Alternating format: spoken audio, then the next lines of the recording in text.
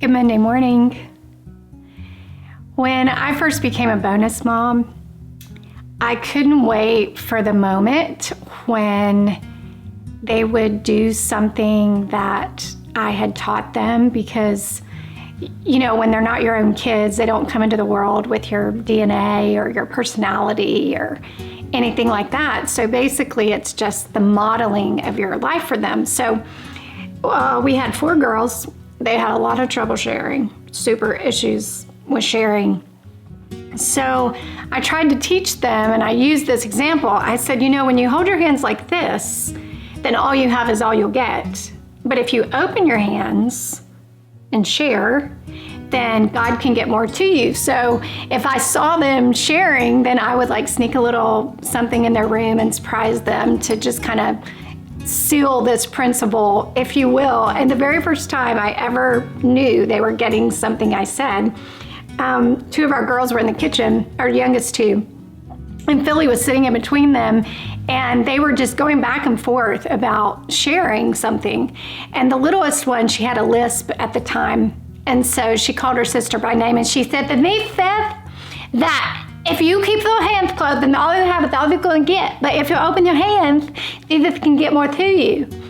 And I remember standing in the other side of the kitchen, and I was like, yes, finally, something I've deposited is in them.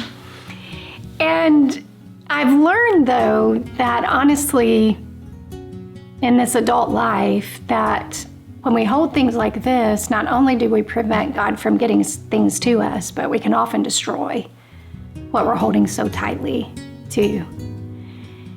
The Beatitudes start here. They start with the opening of our hands, which doesn't surprise me because the whole Christian experience is about surrender. Unless we're willing to surrender ourselves and our wills, we're never going to have all that God has destined and planned for us to have. And so it says this, it says blessed. Remember I told you last week, they all start with the word blessed, which means happy, fortunate, to be envied, is the man who is poor in spirit. What? How is that a blessing? That's a crazy thing about this Beatitudes. In the natural, we're not going to see any one of these things really as a blessing, proving to us yet again that God's commodity is so much different than ours. Blessed is the poor in spirit. We can look at this 2 ways.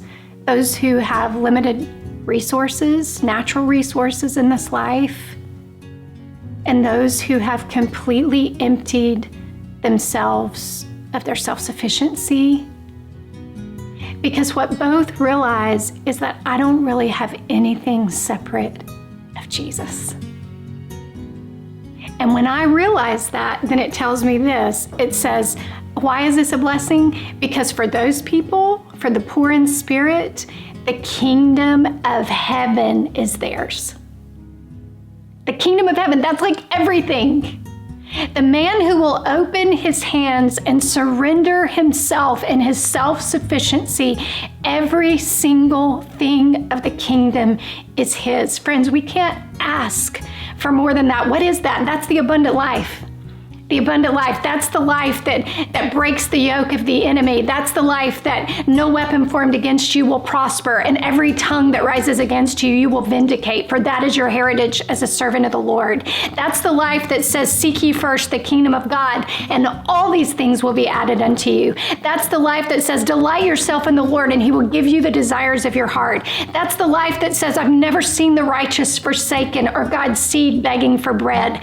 That is what being poor in spirit and open-handed and empty-handed provides. It provides us the kingdom of God.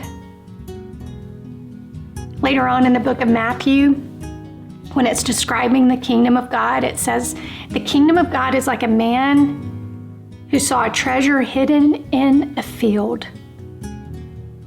And he went and sold everything that he had so he could buy that field. The kingdom of heaven is real wealth, true wealth. It's everything we need in this life. And more than that, it's the hope of the life yet to come. don't know about you, but that's enough to make me want to live like this. Because God has a lot more to get to me than I would ever have to surrender. If your heart was encouraged today, please know that we have many other resources available for you. You can discover all of those at reclaiminghearts.org.